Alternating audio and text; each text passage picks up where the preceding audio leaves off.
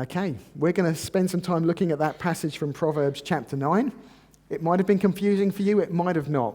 But on Friday morning, in preparation for today, I thought to myself, well, if I'm going to be talking about wisdom this morning, what I'm going to do to start with is I'm going to go onto the net and see if I can find one of those surveys that are out there which reckon they can tell you how wise you are. And yet, typically, as my theory is, if you Google something, you can pretty much find it. Yet, you can find a survey for how wise are you? That one there, go to quiz.com. So I took this very, very scientific test. And there were some, you can see where this is going, can't you? There were some pretty tricky questions on there. Questions like, what do you do with serial killers? How children should be brought up? Questions about animal rights and so on.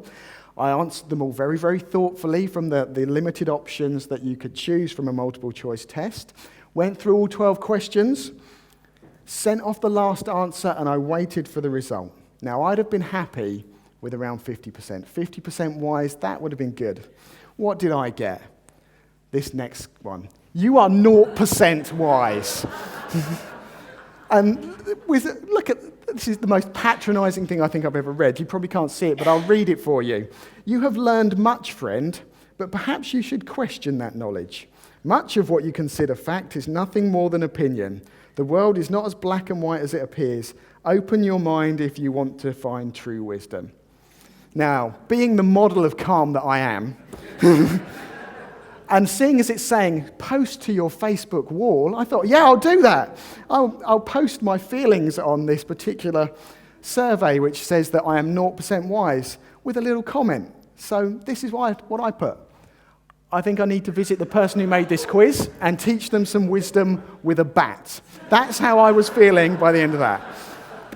Now, looking at that result that I am 0% wise, maybe I should just go home now. Maybe I've got no right to say anything from the Bible at this point, because clearly I'm the worst person out of all of you to speak about wisdom. I tried taking that test other ways. My second attempt, I got 3%. After that, I thought, okay, I'm going to put down the opposite of what I think about everything. I could not score higher than 55%. Now, I think that person who made that test had a very biased idea as to what wisdom was. If you didn't agree with him, probably you weren't wise. But that whole exercise and my gloriously well-measured response, which you can see on the screen there, is a great introduction to what we're looking at this morning. Because maybe the question, how wise am I and how would I know, is a good thing to be thinking about. How wise am I? How wise are you?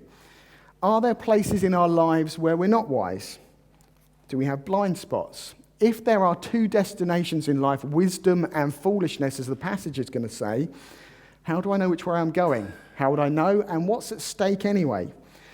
And that's what the passage we're looking at this morning is all about. It's all about, are you heading towards wisdom or are you heading towards foolishness? Really, really personal questions.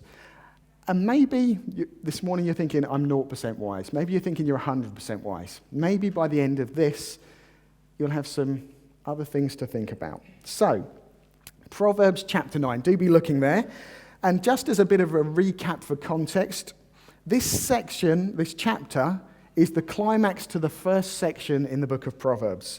If you remember, as we've been talking over the previous weeks, this half of the book, it's a dad talking to his young, inexperienced son, and he's telling him that life is a choice. You can pursue wisdom or you can pursue foolishness. You can be a wise person or you can be a scoffer, as it says in the reading. And through this chapter, the son is being presented with a choice, that he should pursue wisdom as if it's the woman he wants to spend the rest of his life with. That's what the dad is saying all the way through it. To get into this intimate relationship with wisdom, that he can do that, or he can embrace foolishness. And as readers and as listeners to the book, implicitly we're being told the same thing. You can embrace wisdom, you can seek wisdom, or you can just become foolish. But before we look at those two sections where it talks about a woman called wisdom and a woman called folly or a woman called foolishness, just want you to reflect on that central section of the chapter. So from verse 7 to verse 12, that's where we're going to start. because actually there are the foundations for getting the rest of the passage. We need to be asking ourselves whether we're Christians or whether we're not. Does this make sense? Does this make sense? How does this relate to me? What do I need to do with it? So, verses 7 to 9, they say something like this, or you can read it off the screen. Whoever corrects a mocker gets himself abuse or invites insults. He who rebukes the wicked incurs injury or abuse. Do not rebuke mockers, or they will hate you. Rebuke the wise, and they will love you. Instruct the wise, and they will be wiser still. Teach the righteous, and they will add to their learning. That's the central part of the passage. So what's it saying? Well, I think it's saying this. How you respond to criticism or correction or tests that say you're 0% wise or ideas that you don't agree with is an indicator of actually how wise you are. How you initially respond to it is an indicator of how wise you are. So this passage is saying, first of all, how do you respond to correction? So when someone says to you that what you're doing, what you're saying, what you're thinking is wrong, do you react like I did and want to hit them with a bat? Is your response immediately to get defensive and to point out all the things that they get wrong? So they say something wrong in your life and that you then bring out, yeah, but you do this, you do that, you do the other. Do you do that to insulate yourself from what they had to say to you? Then in verses 7's terms, you're a scoffer. You're not open to becoming wise. So whoever corrects someone who's not wise will get an insult back from them. Maybe you might not respond verbally, but you go home. We've probably all done this at some time. Someone's corrected us. We go home, we sit down in our chair or lie on our bed, and we have a great big personal justification party as to why that person was wrong. Anyone else done that, or is it just me? Okay? And think, how dare that person interfere with my life and speak to me like that? If that's how you respond, again, you're like the wicked person or the mocker who's not listening. You hear, you become defensive, and you either lash out at the person or you lash out silently within your own mind. Whereas what's the wise person like? Well, that's verse 8 onwards. Second half of verse 8, rebuke the wise and they will love you. Instruct the wise and they will be wiser still. Teach the righteous and they will add to their learning. Rebuke a wise man and he'll love you. Now, that isn't saying that if someone was to speak to me today and put their finger on a deep issue in my life, that my initial response is going to be to throw my arms around them, hug them, and say, I love you for telling me that. Realistically, that's probably not it. But whilst the wise person might be hurt, they might be shocked, they might be defensive, a wise person gets past that hurt, gets past that shock, and says to themselves, yeah, there might be something in that. There might be something right about what that person's just said to me. They would get past their temptation to say, yeah, but, and think, yeah, that's me. I need to respond to that. And then the wise person does something with that. They recognize that the jab has come their way, they recognize it's true, and they do something about it. And then, as they think about what the trajectory of their life would have been if they'd not changed, how their relationships with loved ones are different, how their relationships might be rebuilding because of that jab that they didn't like, a wise person will then have gratitude towards the person who pointed it out. You rebuke them, they change, they see the difference, they love you. That's really what it's saying. And so the big difference between a person who's becoming more wise or becoming wiser and a person who's becoming foolish is nothing to do with how well they behave right now to start with, but how they respond to what they don't want to hear. So when they're presented with something new or something uncomfortable, it's how they respond to it. So you can have two people in exactly the same situation. Maybe they've got a violent temper, maybe they've got themselves into a mess. How they respond will tell you whether you've got a person who's becoming more wise or becoming more foolish.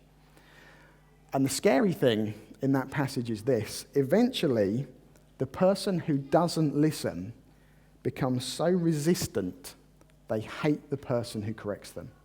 There's a kind of trajectory: abuse, insult, hatred.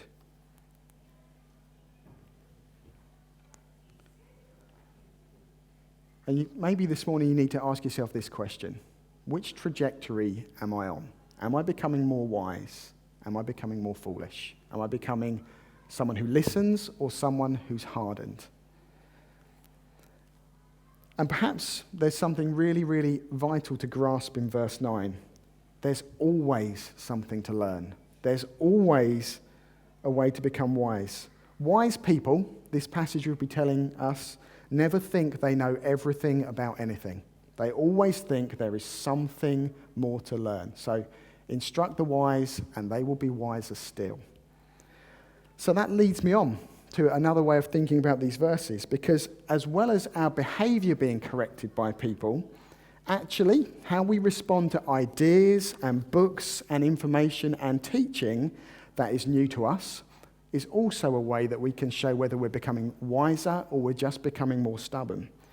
If our response to something new is always a defensive, passive-aggressive, well, I just know that's not true, so I don't need to look into it anymore, is that really becoming wise? Or is that becoming stubborn?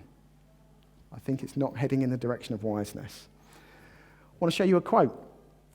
If you read one book, you are a clone. If you read 2 books, you are confused. That's most of my life. If you read 10 books, you have your own voice. If you read 100 books, you are wise.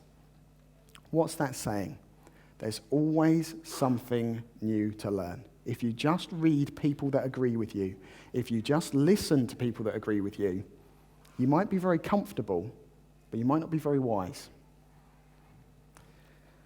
How are we supposed to deal with this then? We need to look at our lives and think, actually, do I have blind spots? Are there places that I don't let new stuff speak to me? Because I'm going to be honest with you, some of the most pastorally insensitive comments and behavior can come from Christians when they think they know everything about a subject, when they think they know all there is to say about mental illness, when they think they know all there is to say about sexuality or relationships or alcoholism or addiction. As a for instance, when I had my bout of depression a good decade ago, one very well-meaning person tried to cast a demon out of me. That was a really awkward cup of tea we shared, I have to be honest. It was awkward, an awkward moment. The truth of that situation was I was just sick, I needed some pills, and I needed to chat with people. Thankfully, I wasn't paying any attention to them at all because I couldn't think straight, but they could have made things so much worse. They really could. Sometimes as Christians, we talk out of our ignorance of the situation without considering that there's more information out there that we need to grasp. So I want to encourage us all, and I include myself here, that before we open our mouths and make definitive statements about an issue or what someone needs to do, we need to be thinking, have I learned as much on this as I possibly can? Do I need to rein in my thinking just a little bit? And when someone offers you insight or wisdom beyond your experience, investigate it. You might look at it and conclude, no, that's rubbish. But you'd have a more nuanced view at least. You'll understand where they're coming from. You might change. You might just modify your view slightly. One of the greatest pieces of advice I ever got given was this, is read people you disagree with and ask, are they onto something? Could they be right? It served me very, very well. If wise people explore things, that's something we should do. If we don't, then we're just quite happy with being stubborn. And then which direction are we heading? Wisdom or foolishness? So, the rest of the passage, with that in place, we're encouraged to hold those questions in our minds. Do I know everything there is to know? Is there more to learn? Because the rest of the passage is saying with these 2 women, there are 2 ways you can live. 2 very distinct destinies. And maybe the first question before we look at this is just to ask the question, is that true? Are there 2 ways to live? Are there 2 very different destinies? And then to do something with that. And around that central thought, there's 2 ways of living, We get two women to illustrate it to us. One that represents wisdom, one that represents foolishness. They both call out to the inexperienced and the naive. They both call out to those who are undecided on how they're going to live their lives, and they're inviting them, in both cases, into a banquet, which is all about intimacy and sharing life together. Are you going to go to wisdom's one, or are you going to go to folly's banquet? It's quite a graphic picture. It's two ways of living, wisdom or foolishness.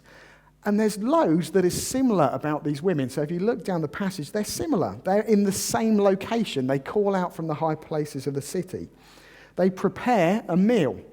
They invite people with exactly the same words. Whoever is simple, so whoever's inexperienced and undecided, let them come into my house. But that's where the similarities end, and the differences become really stark. So we're going to look at these two women. They're kind of a pattern for life. And I want you to ask yourself, which one of these is more like me? So first of all, let's look at folly. Let's read from verse 13 onwards. What kind of life does she represent? Well, the passage will say to us things like this. The woman folly is loud, she is undisciplined and without knowledge. She's unruly, she knows nothing, she's ignorant, she's naive, and she's quite happy to be. That's the person who doesn't ever evaluate their life. They're quite happy with who they are and don't think about the future, don't think about themselves. It's the person who never stops to think about the consequences, to ask, where is this behavior going? It's the person who won't listen to correction. And when you look at what she says specifically, it becomes clear that her whole attitude is this: you only live once. So when she says things like stolen water is sweet, bread eaten in secret or stolen bread is delicious, she might as well be saying that. You only live once. Live for the moment. Enjoy stuff. We'll deal with the consequences if and when they come along. For her, it's all about the immediate thrill. So stolen things are sweet to her because there is a thrill in doing what's wrong. There is an excitement. And the metaphor she's actually using, stolen water and secret bread, it's all about an illicit affair, something secretive with a bit of a thrill about it, doing something which you know isn't right. She's got the attitude which is this: enjoy yourself first and think about it later if you have to. That's the world we live in. That's the society around us. It's our society's attitude to sex, actually. What is the most boring relationship for sex according to the TV? A married one. If you watch any sitcom, married one is the most boring place, whereas many partners, do what you like, that's shown as being very, very attractive on the telly. Stolen water is sweet. It's got that feel about it. And actually, she demands nothing from people. She simply says, come to my house, enjoy life, do what you want when you want to. I won't tell you how to live. You don't have to change. It's all attractive. Have whatever you want. That's her point of view. Now, I just want to ask, as you look at those things on the screen, does that describe parts of your life? Is your life unevaluated? Do you not think about consequences? Are you the sort of person who won't accept correction? Do you say to yourself in the most negative way you can, you only live once, so just do it? Do you seek a thrill right now rather than thinking about whether it's sensible? Do you have a lifestyle which says, I don't ever need to change? If so, you might be going to her dinner party. It's not the best one to go to. Because what happens if you follow that life consistently, if things work out as they normally do, dreams you might have will never become a reality. Dreams for your life and your career, they'll never become what you want them to be. Your relationships will break down, and quite starkly in the passage, folly leads to death. In her dinner party, there's that line at the end, but her guests are in the depths of the grave. So looking around the room, the other guests there would be corpses. That's the picture. It's quite a graphic, scary picture. So that's foolishness. But what about the other lady in this story? There's the option number 2. wisdom, she's up at the start of the passage. So we read things like this about her. She is industrious. She's built her house. She's built the perfect place. Rather than stealing some water and getting just some boring old bread, her banquet has meat, which is expensive and not ordinary food. She serves wine, which she has personally mixed to make it much more palatable. She's painstakingly set her table, and rather than just sitting down and shouting, she's sent out invites to invite people. She's been much more diligent. She's saying, come on in and enjoy my banquet. She presents a much more attractive meal. Who wants water and bread when you can have meat and wine? Who would want that? And as you take time to reflect on the book of Proverbs as a whole, what she is going to say makes sense. So wisdom in the book of Proverbs is just things like this. If you work hard, then you'll prosper. That's one thing that it says. It will say, if you're faithful to your spouse, your relationships will go well. If you're honest, your life will be better. If you think things through, if you think about your words, life will just go better. This is some of the Proverbs which are in the book. And if life works as it normally does, if you follow that kind of routine, life should work better. She invites you in. She promises a better life. She causes you to evaluate your life. She encourages you to change. Because whereas folly demands nothing from her guests, it's quite interesting. Verses 5 and 6 of this passage, what do they say?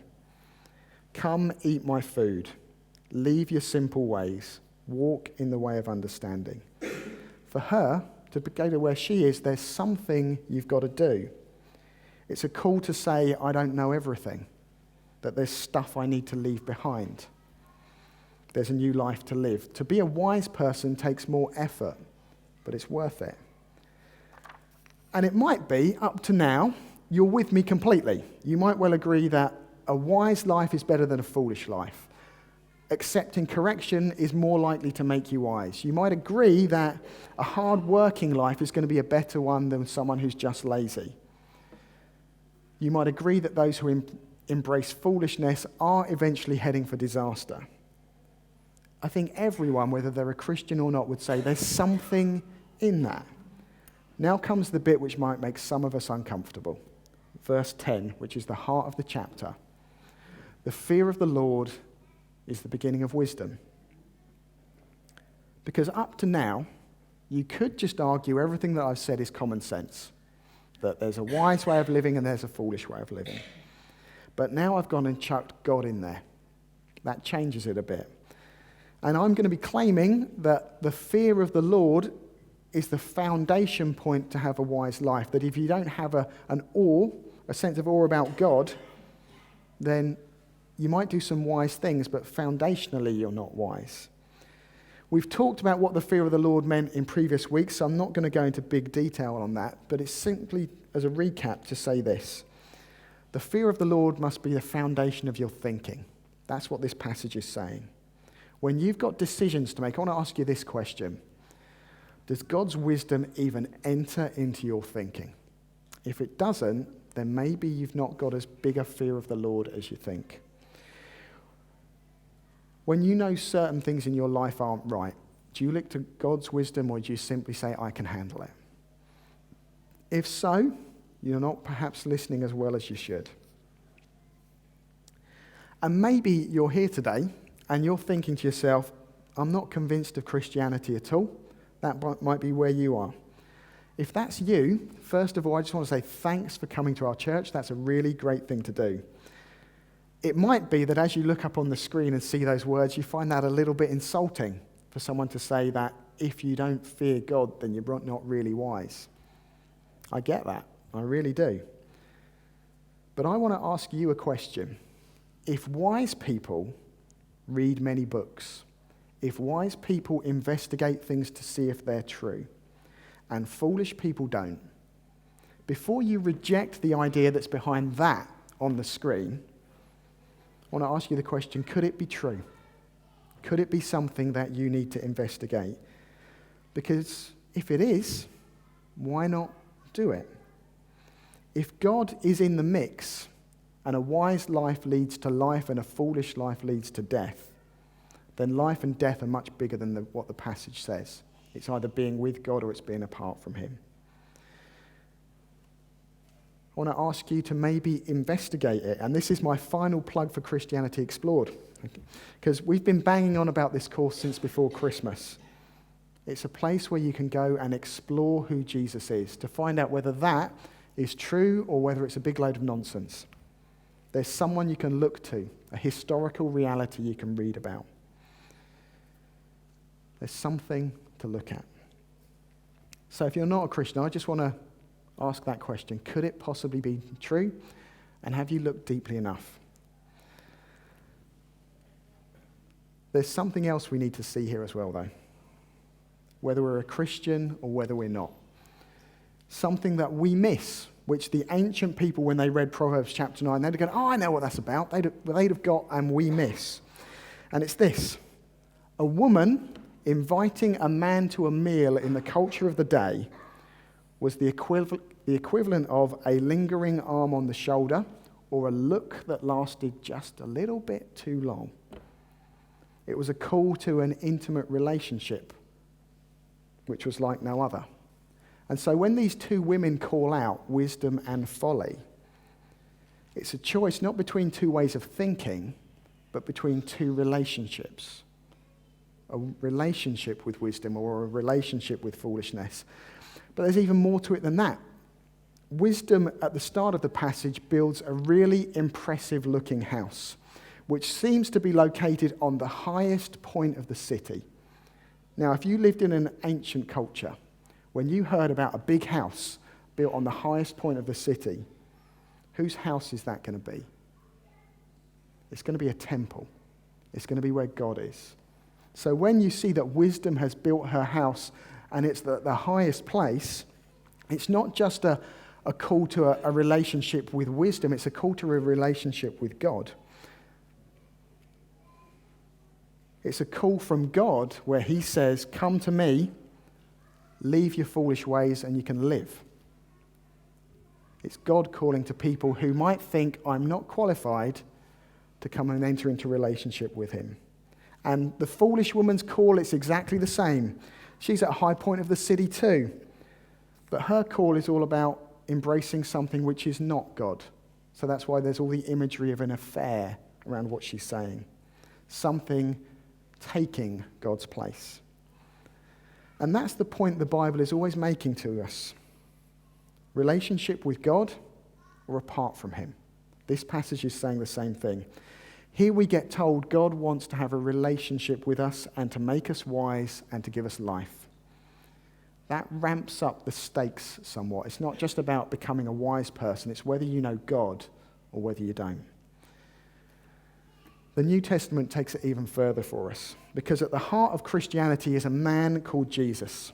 On one occasion, when he was talking with the Jewish people and they'd found yet another reason to find fault with him, he said these words, the Son of Man came eating and drinking, and they say, here's a glutton and a drunkard, a friend of tax collectors and sinners. So he hangs around the wrong kind of people. But wisdom is proved right by her deeds. Jesus is claiming in that passage that he embodies God's wisdom.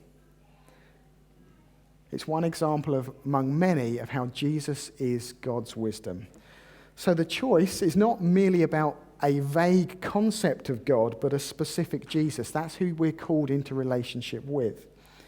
Wisdom's invitation to come into her banquet is actually about coming to Jesus. That's what it's about. And as for the foolish woman, that's the invitation to put anything else in his place. Our idols are much more subtle than people in the ancient world. So the choice before you today in this passage is this: investigate Jesus or follow him. He claims to be able to make you wise. He dies for you to give you life. So the question for Christians is this: is your faith about Jesus and relationship with him? Is that what you're pursuing? One where he makes you wise, where he is someone who directs your each day? Or is it somewhere else? Is it focused on Jesus or is it not? And the question for you, if you're not a Christian this morning, is this. It's all about him. That passage where it talks about two different women, it's all about Jesus. And I want to encourage you, have you looked into him enough? Have you? At any moment in our life, we're either moving in one direction or the other. We're moving towards Jesus or we're moving away from him. That's true for Christians. It's true for people who are not. Which way are you going today? Do you need to look to him again? Do you need to investigate him? Ask yourself that question, which is on the top of the screen. How wise am I? If you want to talk to myself or Graham about this anymore, we would be delighted to chat to you. If you're thinking, hey, that course that they just keep banging on about might be good for me, then chat to us. We would love you to come along. And if you want to, actually, you can start a relationship with Jesus today. If you want to do that, come and talk to us as well. Let's pray.